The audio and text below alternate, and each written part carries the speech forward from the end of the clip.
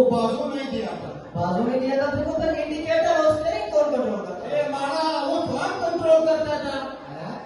हाँ, दरअसल वो क्लच और ब्रेक पे जोर देता था, हम उसकी गोदी में बैठ कर स्टीयरिंग चलाता था।